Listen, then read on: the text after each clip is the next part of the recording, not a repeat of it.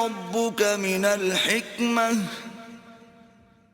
ولا تجعل مع الله إلها آخر فتلقى في جهنم ملوما مدحورا۔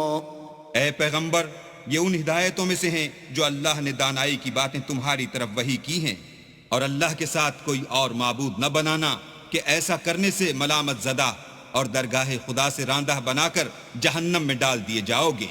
أَفَأَصْفَاكُمْ رَبُّكُمْ بِالْبَنِينَ وَاتَّخَذَ مِنَ الْمَلَائِكَةِ